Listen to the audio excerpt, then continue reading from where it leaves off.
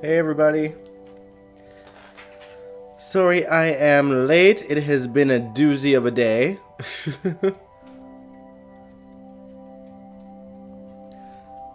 Truthfully, I was nursing a bit of a hangover this morning, and then my allergies went AWOL.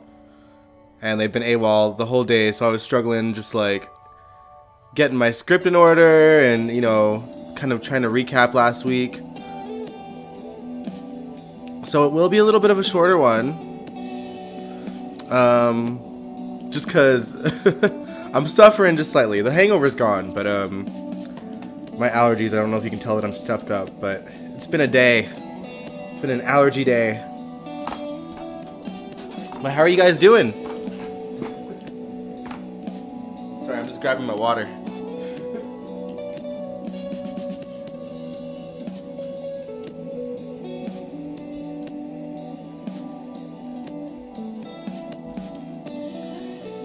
And yes, I am in my PJs. Yeah, Laura, you didn't miss anything. I live streamed a little bit later.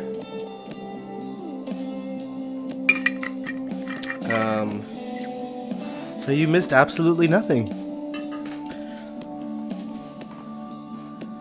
Yeah, I don't expect too many people to be on today just because it is later than I usually stream, and also it's a Monday, which is when I don't usually stream either.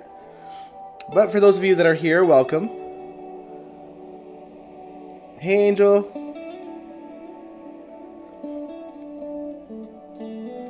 And also, thanks for the birthday wishes, guys. I had a lot of fun yesterday. But man, it was a long day. It was this music festival, and a lot of my friends' bands were in the festival.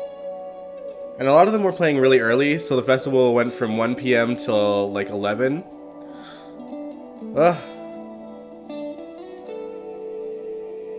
It was crazy, but a lot of fun. And then people just kept on getting me shots, and more shots, and more shots. The downside of knowing half of Edmonton's music community.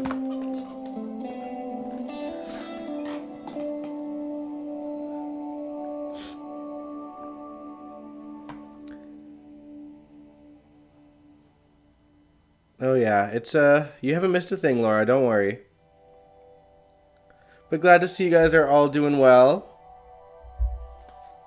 I apologize if I keep sort of running in and out, just cause I don't want to like blow my nose on stream, you know what I mean?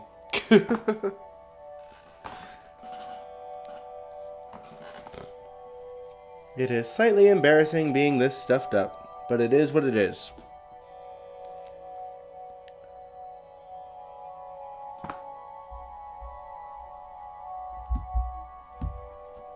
Alright, pulling my notes out. Give me one more second, guys. I'll be right back.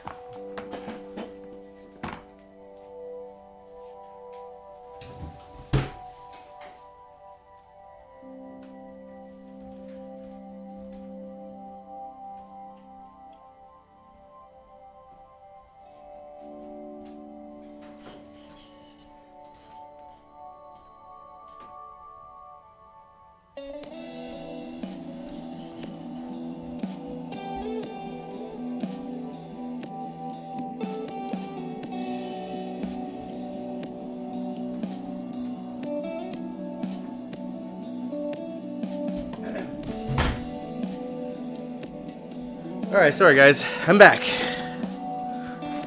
Alright, let's begin. So welcome to General Hospital MV, my GH after show. Let's get into it. Brooklyn and Chase, they had their first lovers splat when Brooklyn decided it would be a good idea to ask Sunny to hook Chase up with a gig. Even though Nina had stepped in and offered to get him a gig at the Savoy, herself since she's close with Curtis. Chase didn't appreciate Brooklyn going to Sunny without running it by him first, considering Chase still wants to get his old job back as a cop and doesn't want to jeopardize it by being indebted to Sunny. Rightfully so. Thankfully, they ended up working things out. It beats backing out of the relationship, which honestly wouldn't have surprised me in the least, given how back and forth Brooklyn and Chase were prior. I'm glad they went a different route.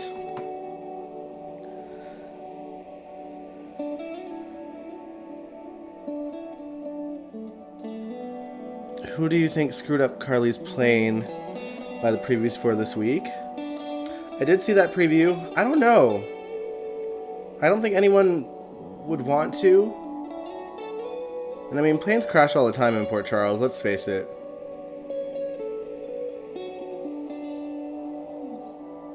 But yeah, I don't know. Hard to say. Now, I want to talk about Trina, her party, and the aftermath. Trina looked drop dead gorgeous, by the way, and all of her friends were there at the party, although some of them didn't show up on time, like Jocelyn. She was too busy dumpster diving with Dex to get Avery's necklace back, and they end up in a near dumpster makeout session when he, falls on top of her. But thankfully that didn't happen, and they found the necklace. Angel, you said you don't care about BLQ and Chase anymore. I don't blame ya. Cameron was on time, and Spencer showed up to the party as well. He was planning on giving Trina a letter that he wrote that confessed that he was playing Esme the whole time. Trina pulled him aside before he could give her the letter. She said she was grateful for stepping up at the last second trying to help her, but that they can't be friends anymore.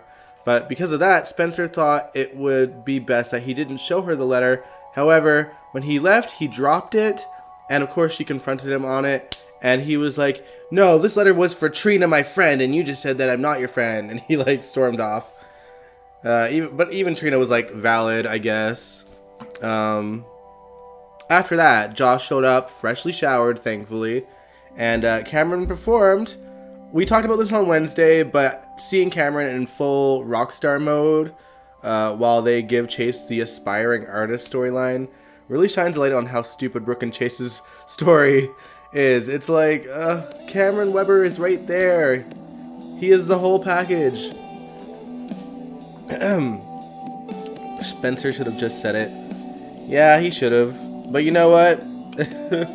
The next day, Trina paid Ava a visit, and thank God Ava told her the truth about Spencer the day he was being shipped off to Pentonville, of course. And Trina did her best to get to the PCPD on time, but alas, she didn't.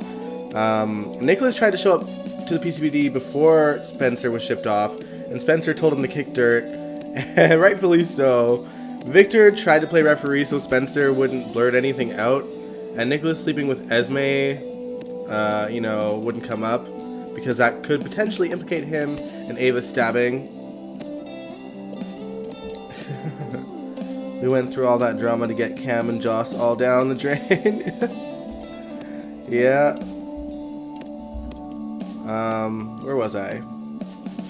Oh, so I should mention, during the party, the day before, Stella showed up, flew in to, congratulate Trina on her freedom, and saw that Portia and Curtis were engaged, which triggered her memory that Jordan and Curtis are still married, because she stole the envelope from, Jordan's office, and then she had a stroke before she could do whatever she wanted to do with it back then. I can't remember if Stella actually caved and was planning on delivering the letter. I feel like that's what was going to happen, right?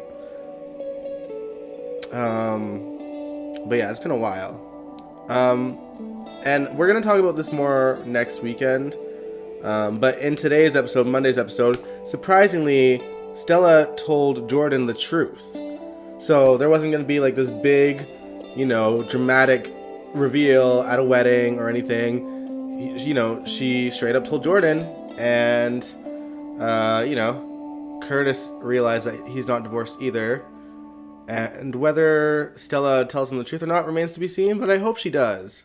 It'd be silly for them to keep it a secret at this point.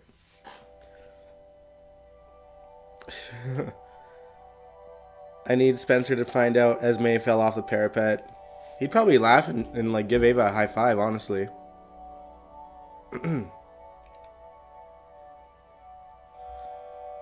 Let's see, where was I? Alright, let's talk about Sasha. Because girl was a mess last week. Lucy invited her out to dinner, essentially to tell her to step down from deception until the scandal blew over and she gets the help that she needs. And Sasha was already angry because earlier in the previous week she had found out that Brando was toying with the idea of a conservatorship to keep her out of prison, and that did not sit well with her. And then, you know, Sasha blew up in public again, and like it was like scary. Like her teeth were just like out there and claws out, and she was just angry and shouting. And of course, you know, people in public are now filming with their phone, and that causes Sasha to lash out and grab the phone and like step on it and scream. Now meanwhile, TJ had offered Brando a listening ear at the hospital and offered to drive him to pick Sasha up. Of course, they didn't know at the time that Sasha was having a full-on meltdown. So when Brando got there, she was, you know, screaming and crying. And, you know, he grabs her and she says that she needs help. So hopefully this will be the sort of wake-up call that Sasha needs to actually get the help that she needs. Hey, Jacarius. Thank you. Thank you for the birthday wishes. I also need other people to find out that Nicholas slept with Esme, like Sunny. I'd love for Sunny to find out, to be honest. Carly, Joss, Alexis. You know, I think Spencer and Sunny would be my top people that I want to find out about that. I mean, Alexis, she'll probably just have her own sarcastic take on it. Elizabeth finding out could be fun. Maybe, but she's got her own stuff to sort out.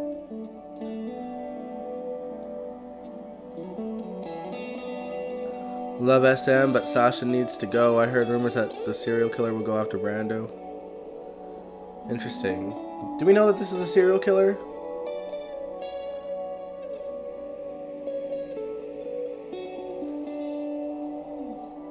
I think GH will cut half of the cast. That'd be a shitty thing to do on the 60th anniversary, because we're nearly there. Can't believe 10 years has gone by so fast. It feels like it was just a few years ago that the 50th anniversary happened.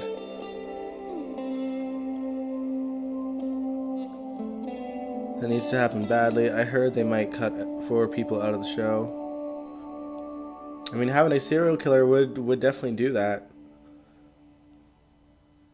Cut off the dead weight. So we have a serial killer, the Hook guy. I mean, I don't know. I haven't heard anything about that personally, but, you know, a serial killer storyline. I mean, we just had Ryan Chamberlain not that long ago. And I don't think it's Ryan Chamberlain going after her, because I think someone would have noticed he left the prison. You know what I mean?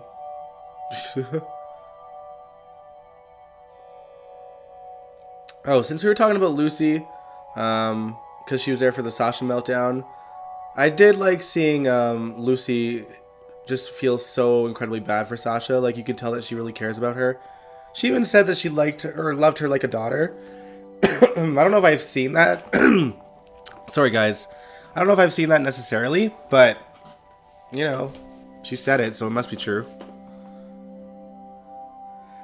It doesn't feel like it. Well, you know. But yeah, Lucy's had a rough week. She had Victor inappropriately touching her at the MetroCorp pool. He's just so gross, and he even threatened her, letting her know that if she's wasting his time, there will be consequences. And of course, you know, Anna's still wanting Lucy to try and get info on Victor, so she's having to sort of put up with that still. But Anna, you know, she's trying to rope Robert into it without him asking too many questions. You know, she wants his contact list, basically. They had a meeting at the cemetery in front of Peter August's tombstone.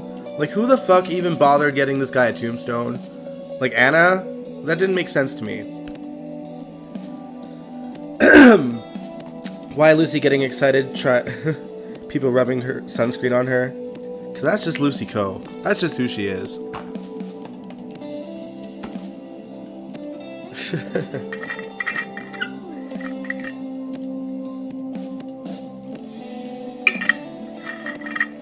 Sorry guys, my allergies are kicking my ass right now. So we're going to try to plow through this a little bit. Let's see. Let's talk about Mac, because he is so not ready to find out if Cody is her son or not, or is his son or not.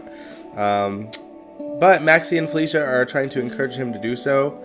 Mac does speak to Cody briefly in regards to Ava's stabbing since he was at the Q's, and then asks Britt a lot of questions about him, and she lets Cody know about that.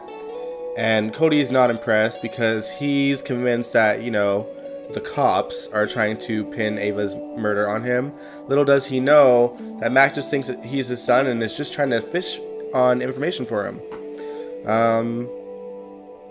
But yeah, I just think that Mac should just be honest with Cody and say that he thinks he possibly could be his son. Because I just feel like snooping around isn't going to do him any favors. If it turns out that he is his son, it's already going to give them a bit of a problem already. So, you know. Perhaps Maxie will brush up on her meddling skills and snag some DNA and do a test. Kind of a regular occurrence on GH anyway.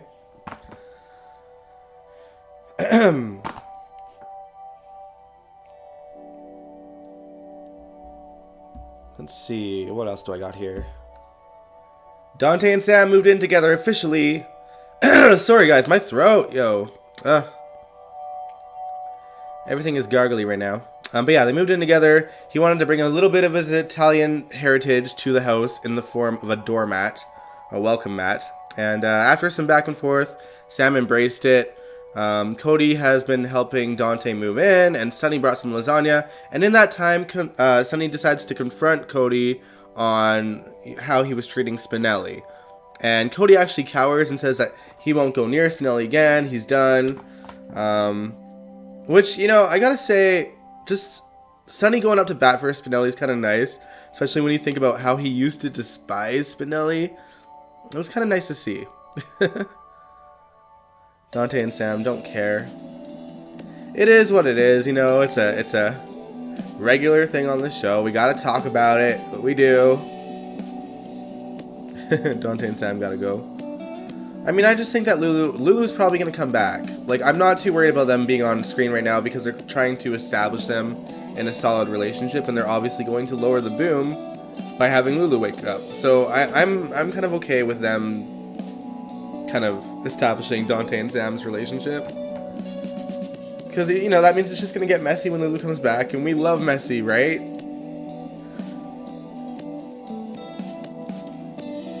We need to see Sam do stuff outside of a relationship, like PI stuff.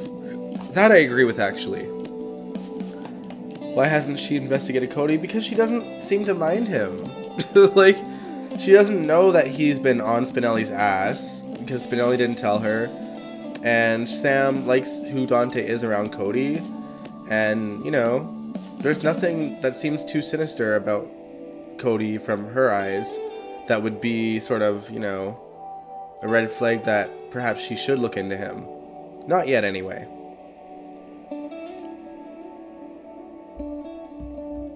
Let's talk about Austin, because he has a visit from Mason again at the hospital, and Mason is trying to put him on notice again, and the story hasn't moved at all. So again, that's one thing that I'm just like, I don't care anymore, because they're not moving the story in advance. Like, we're not hearing any details about why this guy is, like, you know, seeing Austin and trying to force him to do something and to report back to someone. And we're just, you know, we're in the same story beat over and over again, and we're not getting anywhere. The only thing that they did really establish is that, well, Austin did confront Mason and asked him if he did stab Ava, and Mason was like, no, I didn't. And actually, I believe him. I really don't think that he did it. I think it's someone that we don't know yet.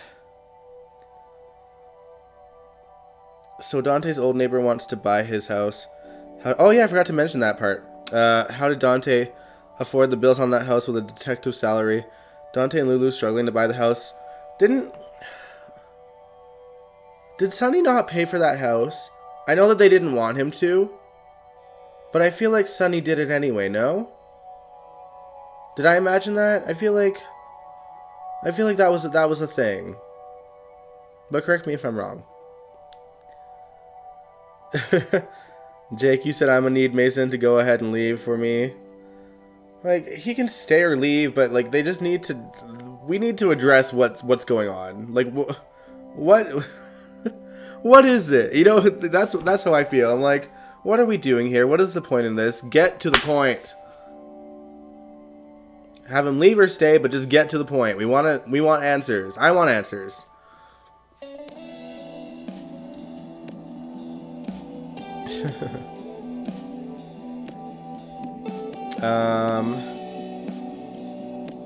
Let's see, what else do I got here? Well, let's talk about Nelle's appearance. Willow had a nightmare where she discovered a dead Carly and a dead Michael on the floor, and Nelle and Wiley standing over their bodies, and Nelle takes Wiley away forever, if only. Interestingly enough, in the dream, you know, Willow was like, you killed them, and then Nelle was like, no, you did, and then all of a sudden Willow's hands are bloody. So I think there's some guilt over the secrets that she's keeping. Oh, Sonny paid for the down payment. Sonny gave them a bigger down payment secretly. Okay. Alright. I pray for Lulu to come back. I do too, but only if it's not Emmy Ryland. Oh, you really wanted Nelle alive? I mean, there's still hope. Ghosts have appeared on GH, and then their real life people come back to life. Because Robert and Anna appeared as ghosts on GH, and then they came back alive, so anything can happen. Also, Nina was visiting Nelle's grave, and because it was the anniversary of her death, and Nelle appeared as either a dream sequence or a ghost as well for Nina, and was essentially herself.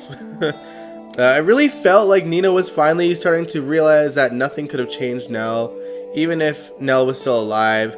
Nelle was who she was, and yeah, maybe if she raised her, it could have been different, but we don't know that for sure. I want Nina to stop sainting Nelle. Yeah, me too. Like, it really seemed like they were actually gonna have her sort of see the light in that sort of way, but she just kind of ruined it at the end, because Willow shows up, and at first they're kind of having a civil conversation. Willow gets that seeing Nelle was necessary on the anniversary of her death, and she gets that she is mourning even though Nelle was a bad person. And I'm sort of blanking on what kind of switched Nina in that moment, but she just threw shade, and like she couldn't help but throw shade at Willow in whatever way that she did.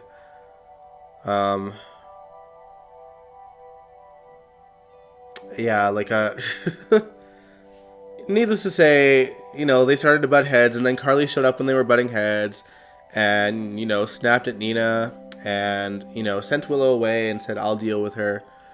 But Carly has to get a grip herself, because she's still hiding the fact that Willow and Nelle are twin sisters, and that they're both Nina's daughter. So, hypocrites all around. There's no one rootable in this storyline. But yeah. Off topic, is Canada mourning over Queen Elizabeth? Depends on what Canadian you're asking. It's I don't really follow the Queen stuff, or like the royal family. I get that they are kind of important in terms of Canada's history with them, but I personally, the Queen's dead, and I did find it interesting that in America, you guys actually preempted GH, but GH went off without a hitch for us on the day that it was preempted for you guys.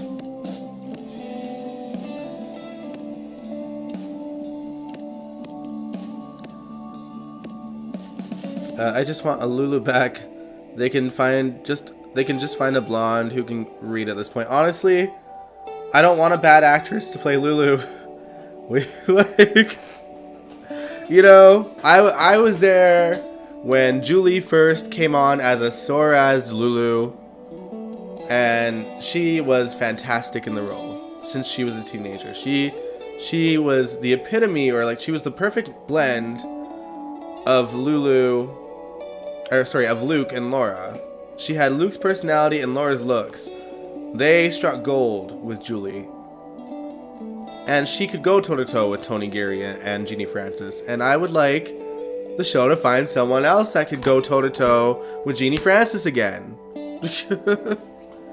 Yeah, I mean, Tony's not on the show, but like I feel like on the off chance that he ever comes back, you know, he needs someone that's not gonna, you know, flub every scene that they're in. I still don't see why GH had to be preempted over her death. We fought a war to not care about her dying. Oh, man. Yeah, you know, well, that's why I was confused, too. Like, I was actually genuinely shocked that you guys got preempted for it, but here in Canada, we didn't. Nathan, you said from Daytime Dish, so take it as a grain of salt. Dante goes on a mission outside of Port Charles. He'll find Lulu, who has no recollection who their life is. But I've been assuming, because I am assuming that Laura has been visiting Lulu regularly, like, because they said that she would all the time. You know what I mean?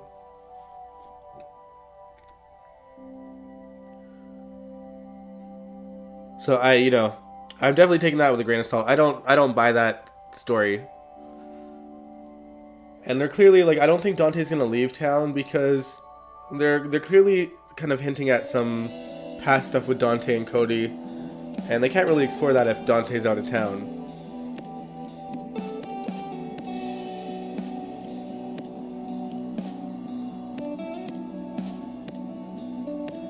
Curious. You just like Emmy's Lulu. I think a lot of people did. I know that she did have her fan base too. But I think a lot of people would agree that Julie kind of could act around circles on her.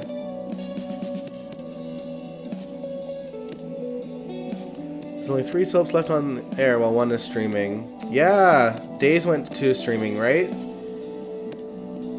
Just wake up, Lulu. Man. Alright, so I read all my notes at this point, but I've had like the worst allergies all day, so if I left anything out that you guys want me to talk about, speak now or forever hold your peace. Because, you know, these allergies be kicking my ass today, guys. I'm talking like there's been moments of the day where I've sneezed like 20 to 30 times in a row. It has not been fun. So I did my best at like kind of writing my notes and kind of trying to remember everything. Jake, you didn't really feel one way or another about Emmy. I mean, I really did try to give her a chance, to be honest, because, you know, at the end of the day, it was Julie's choice to leave the show. It's something that she wanted to do. It is not GH's fault. It wasn't GH getting rid of her. She just wanted to move on, and any actor on the show has the right to do that.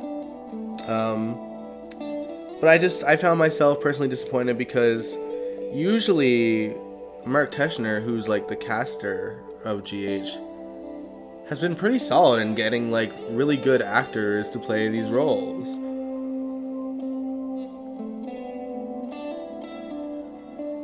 Julie's Lulu acted like a Spencer, but they changed the writing for Emmy.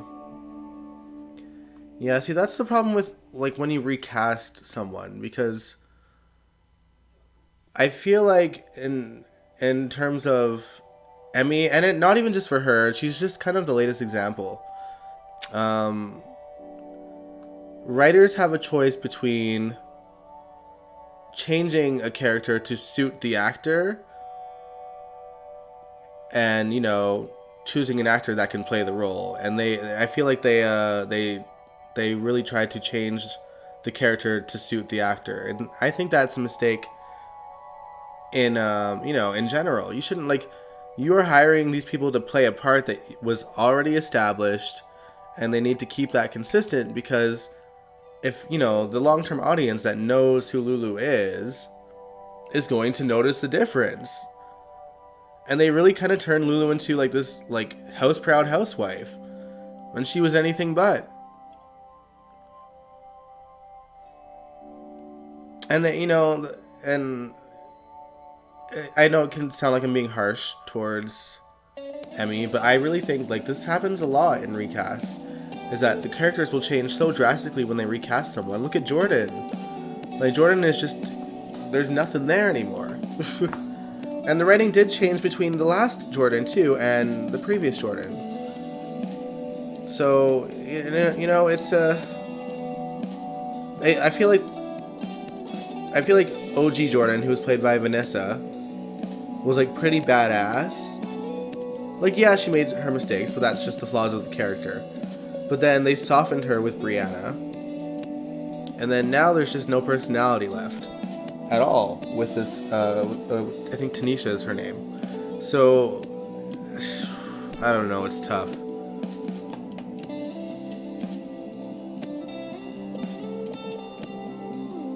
And there was obviously quite a change in the writing for Carly as well. Although I feel like that one kind of went more naturally because, you know, Carly had a mental breakdown with Carly number 3, Jennifer Brosnan, or whatever her name was.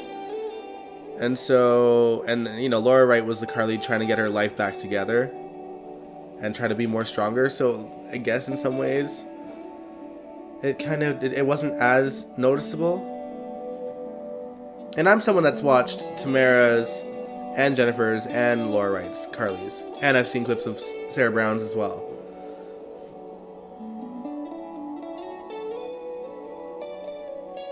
A bunch of people came after Jennifer Bransford's Carly. I wasn't really watching too much of the time, so I was. I just remember. Sorry. I mean, it was very early on in my GH viewing. Like I had seen Tamara Braun, and I enjoyed her as Carly, and I understood that Tamara left the role, and Jennifer came in, and I was watching the episode when she came in, and I just remember being so thrown, just because it was such a drastic change in the character. But to her credit, she did play having a mental breakdown very well. I just think that she didn't really fit the role of Carly.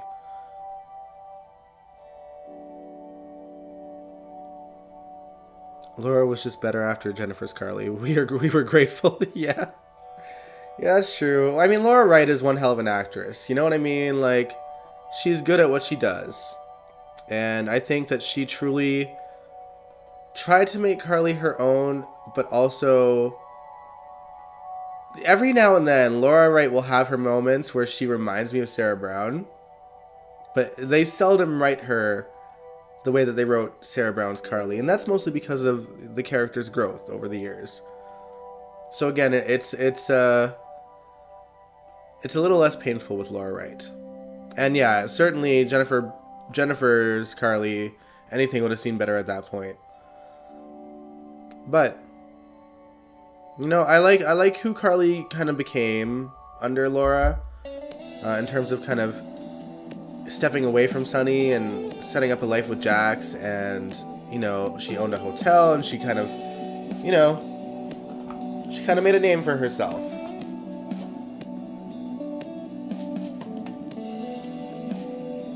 But yeah, guys, did I miss anything? Have we talked about all of last week? Angelie said my mom would watch when Jennifer was Carly. She said, how am I supposed to believe that Sunny and Alcazar want this Carly? Yeah, you know, that's the thing. Like, Jennifer didn't really, I don't know, she just wasn't channeling who Carly was in any way. So it was very jarring. It really was.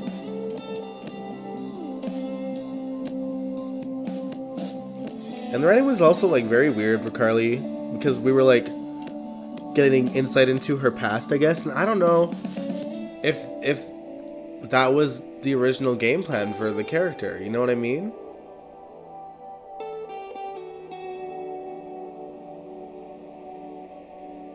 Yeah, it's hard to say, you know, what direction they would have gone with Carly if Tamara continued to play the role.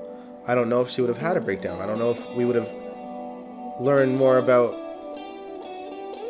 Well, I guess... Well... I mean, Reese came in when Tamara was still in the role, right? Because Reese was like Carly's childhood friend, right?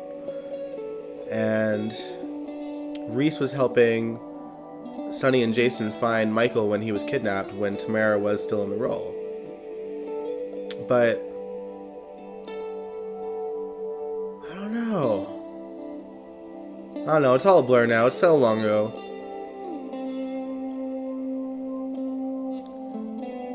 Yeah, Jennifer didn't have sexy or feisty. It was just gross. Yeah. It's so funny. Like, even... I just remember, like, when SoapNet was kind of having those commercials where they were explaining, like, character sort of situations.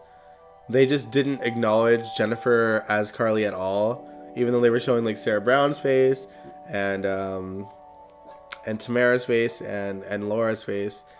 And even during that one off episode where it was like Carly Palooza, where they brought back, you know, Sarah and Tamara and had Laura in there.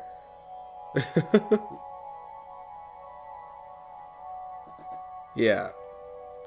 We don't talk about Jennifer. But in the form of we don't talk about Bruno. Carly slept with Reese's father when they were teens. That's what it was. But that storyline started to play out when Tamara was still in the role, right?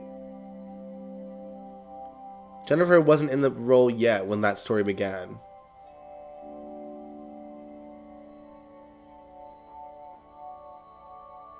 You remember those commercials? Nice.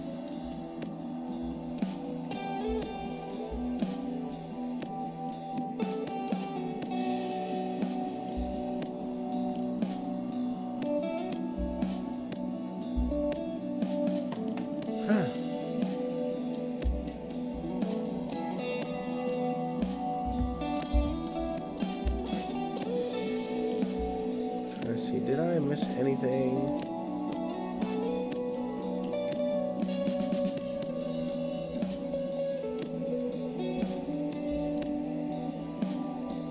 Yeah, no, I went through all my notes. I don't think anything spectacular must have happened on GH last week that I didn't talk about already. I know that Marshall and Sonny sort of butt heads at one point, but Curtis is like, I got this. Selena, she's definitely trying to get her claws into the Savoy a bit more. Especially that was more established today in today's episode. Again, we'll get into, you know, this week's episodes next weekend. I'm enjoying Selena, though. I'm enjoying her. She's truly, you know, she's sneaky. She knows what she's doing. She's playing these mobsters like fiddles. Or she's playing, you know, she played Curtis like a fiddle. And then she played Sonny like a fiddle. And now she's probably gonna have her claws in Cody too. Because dude needs cash fast, because he's in debt to someone.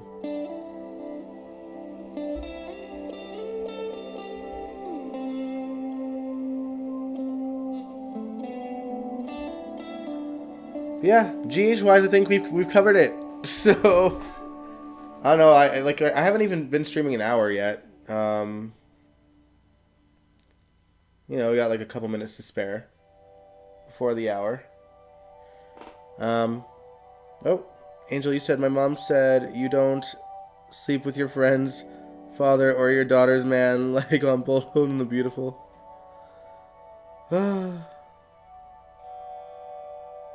Actually, I know some friends that may have done that to their friends' fathers in real life. So, no shade to them. It's just funny.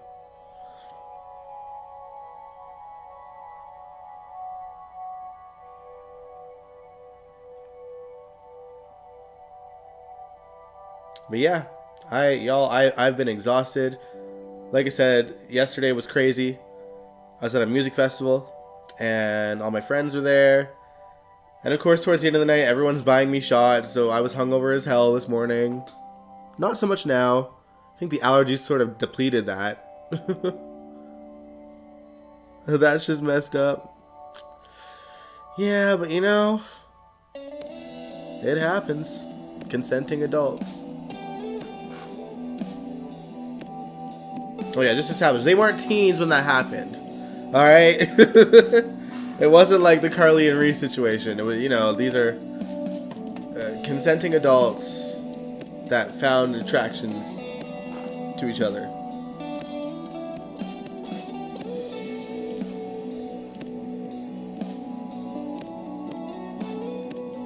And that's why I can't watch Bold and Beautiful. Man. Well, I mean, GH just kind of got the opposite, you know. Nicholas did sleep with his son's girlfriend. Kind of the same thing, right? Almost worse, really. Because she did it with an agenda.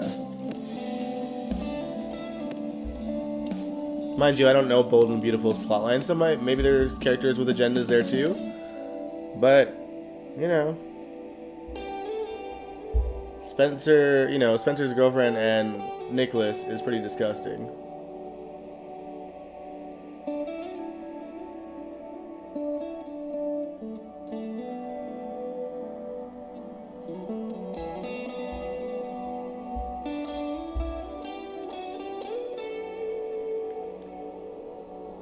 What did you eat yesterday and today? Yesterday, well, actually at the festival there was food trucks, so I ate quite well yesterday. What did I have? I had like this really good, sort of like,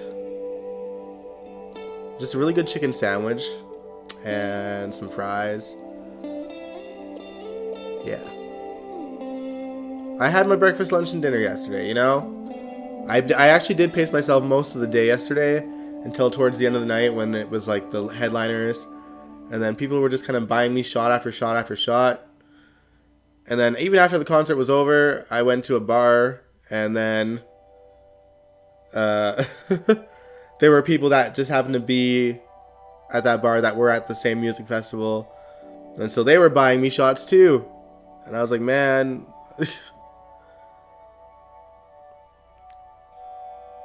You ate a lot and still got a hangover. Well, it's because like the end of the night was a bit more crazier than the rest of the day.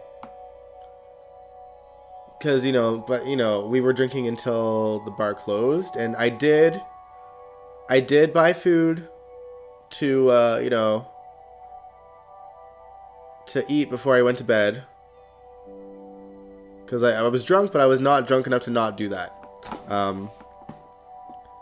And like I said, the hangover, I woke up with one, but I was fine, like, by the time I ate breakfast as well. It's just that my allergies were bothering me the rest of the day, so now I'm just tired and exhausted.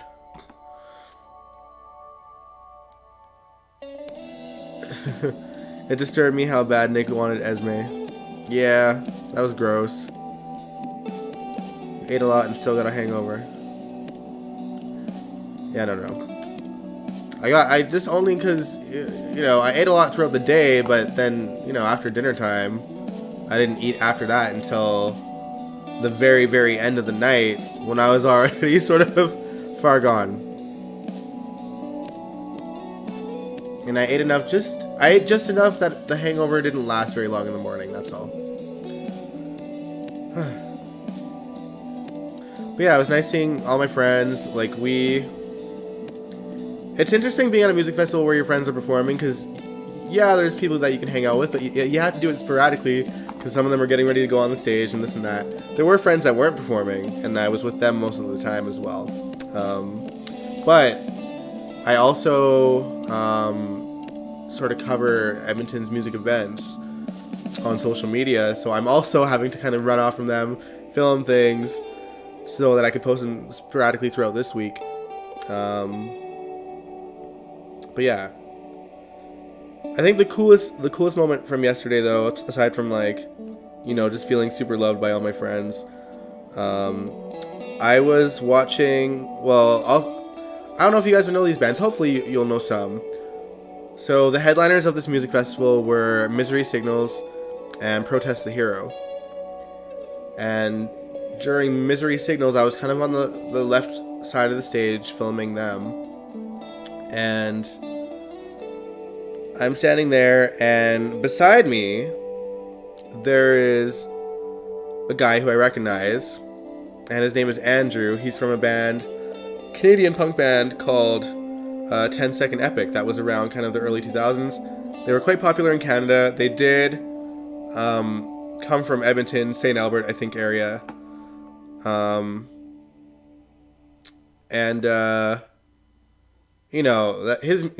band was kind of like my childhood.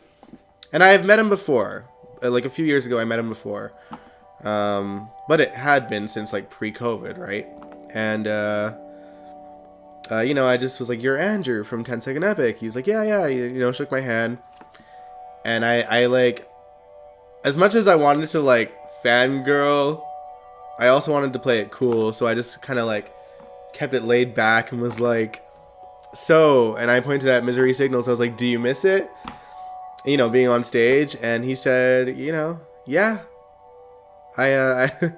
He didn't know. He said that he was content seeing his friends perform on stage. But he did let me know that they might be reuniting next year, which, of course I'm going to be there. As long as I'm still in Edmonton at the time. But, I think the ultimate goal for him is to perform at the same music festival. This was the first Super Friendly Fest that they've had. A friend of mine, John, is the one that put it together. He throws a lot of punk shows or brings a lot of punk pop bands to the city of Edmonton and pulls off these shows. But this was like the biggest thing he's ever pulled off. It was like a 2-day festival. I only went yesterday. I didn't go on the first day because I had other birthday plans. It was an amazing show, and he got the praise that he deserved for it, rightfully so. He was probably bloody exhausted. Like, I'd check in with him like throughout the night, and was like, "Are you good? Like, you seem stressed." Like, as soon as this is over, go to bed, kind of thing. Oh, Jakey said, speaking of being exhausted, I still have on and off days after recovering from COVID. Child, never dealt with this before. Man. Had it over a month ago. It's just dealing with the lingering off and on fatigue. When you were a mild case, wow. Yeah, I was going to say, in regards to the guy that I talked to from the band, 10 Second Epic, he did say that the reason why it didn't reunite sooner is because of his bandmate's health. And I think I might have mentioned it, maybe just randomly in chats, because we've brought up COVID from time to time on here. That someone that was, quite young and healthy got long COVID for, a year and a half, and he was bedridden, and that's the guy I'm talking about, because he's in a band currently called Royal Tusk. And he's still on the mend. Like, it was pretty bad for him, but he's now kind of at the point where he's starting to slowly get better. But it's been over a year, it's affecting people different ways. And, I've had friends that had long COVID, and even my friends in Montreal, one of my friends had long COVID. And to this day, it's been 2 years later, and he still gets headaches and like tingly feelings in his hands every now and then. And that's 2 years on.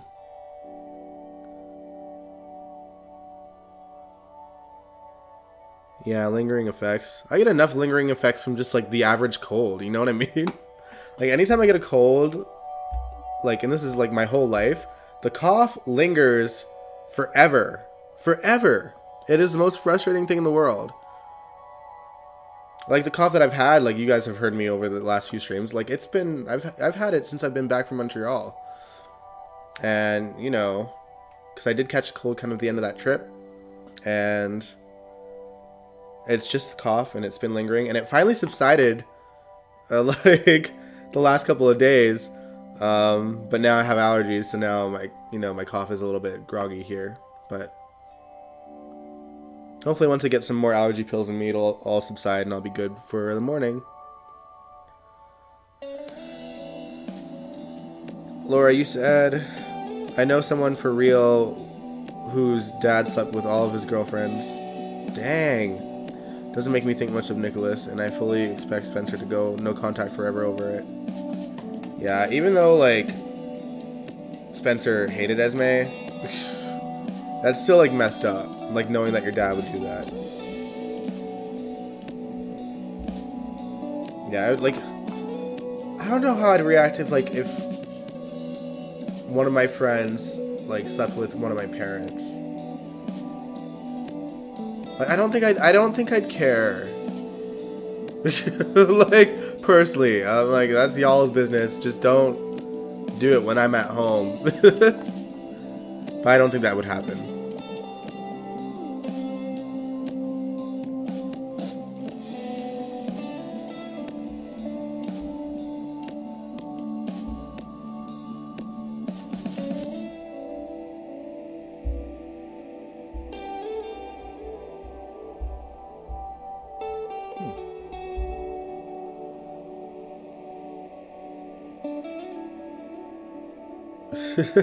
Glad you had a good birthday, but damn your poor liver. I'm surprised you weren't smoking more than drinking. There's no hangover with that. I'm not a big weed smoker, to be honest. Like, I personally, I don't like to smoke it, especially like, you know, midday. Like, first of all, because I had gone out the night before the music festival, I was already tired, okay? Like, it was a struggle just to be there in the morning because it was a late night the night before as well.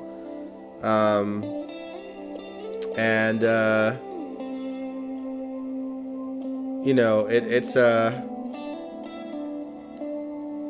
you know, it was a struggle to kind of stick around because most of my friends were like the first bands up, so, you know, 1 o'clock. And also, I wanted to see the headliners, Protest the Hero, Misery Signals. You know, I wanted to see them as well. So, like, I had to stay in there. You know, I had to stick around and just sort of wait it out. And I was like, if I smoke anything, I will not survive this day. And so I didn't smoke until after I left the music festival, actually. And only when I knew I was leaving the bar. The only good thing about the COVID nasal swabs is that they open my nostrils. I'm always congested. I always, like, my allergies suck. Like, I get hay fever, and that is the worst, because that's when you get like the severe sinus pain, and that's when you end up sneezing like 20 to 30 times in a row. It is not fun. Be careful with the Abbott swabs. I worked there. They are not sanitary. Gross. Gross.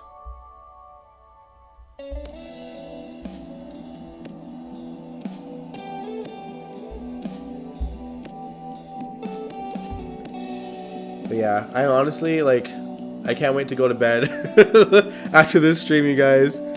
Like, even today, like, obviously I didn't get home till about 4 a.m. this morning.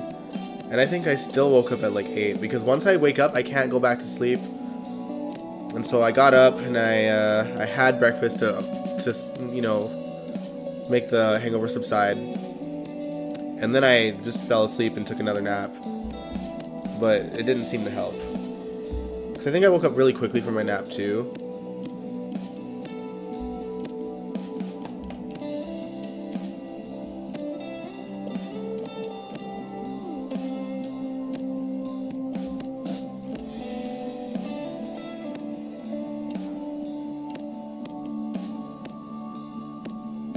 Jake, you are blessed for not dealing with allergies. I envy anyone that doesn't have any. Both my mama and my dad, they both had allergies. My dad always had like really itchy eyes, and like, you know, that was his sort of his major allergy thing. And then my mom was you know, like the hay fever and like allergic to cats, yeah, like that kind of thing. I think my dad was allergic to like springtime stuff, and that's where I got it. So I just got the worst of both of them. My mom's has subsided over the years, but actually this past week there's been a bit of forest fires in our province of Alberta, in Jasper. And so the smoke in the air has really messed with both of us this week. Like to the point where like I can see it in my mom's face the exact feeling that I get. And so we both kind of got our asses kicked this week by it.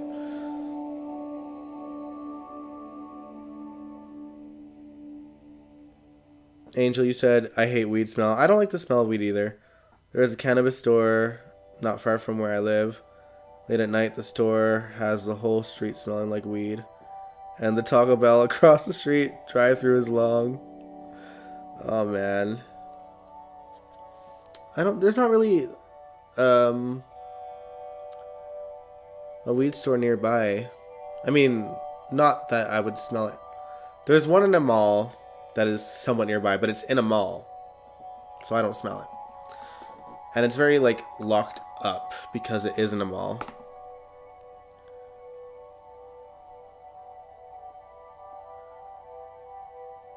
I know that's supposed to be a thing, but all the stoners I know cook damn near gourmet meals. Oh man.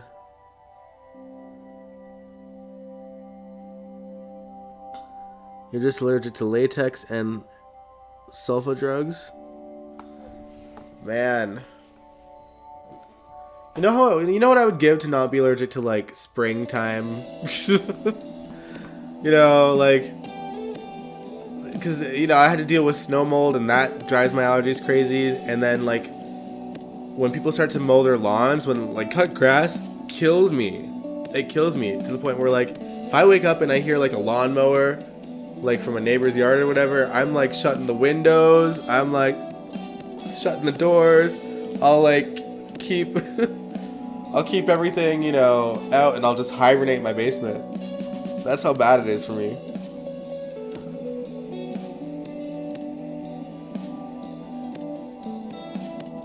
Yeah, like those are like the worst allergies to have. Yeah.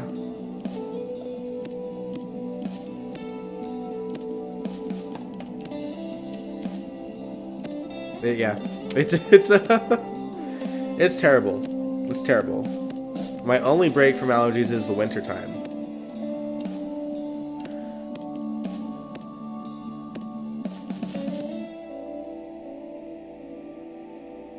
Like, are they just smoking it right outside the store? Good question, because like I've been like around neighborhoods where there's like cannabis stores, and I don't smell it on the outside of ours, so maybe people are smoking it in front. I really don't know. Yeah, weed is legal across Canada here, so it's not like you're not going to smell it. You know, even the mosh pit, or not the mosh pit, the smoke pit in the music festival, it's mostly weed smokers. So I don't know what's going on where you live, Angel, but it doesn't seem to be like that here.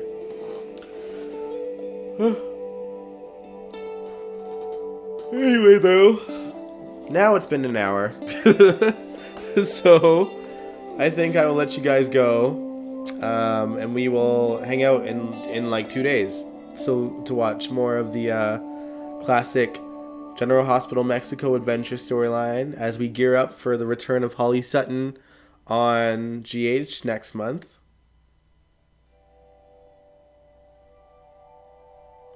Being allergic to latex, natural rubber is rough because of so many things have latex in it. And so, yeah, I would understand that. Man. And sometimes you wouldn't know, and that, I can't even imagine like the reaction on your skin. Eugh. All right, y'all, but yeah, I'm gonna end this live stream here. Thank thank you so much for watching and for putting up with my stuffed up nose and my coughing. Hopefully, you know, I'll take a couple more allergies pills before I go to bed, and I'll hopefully be fine in the morning. And I gotta go back to work. I'm glad I had today off though. But yeah, if you liked this video, give it a big old thumbs up. Subscribe if you want to. I'd really appreciate it. Thanks again for all the birthday wishes, guys. I really appreciate it. I will catch you guys in the next one. I'll see you guys Wednesday. Peace out.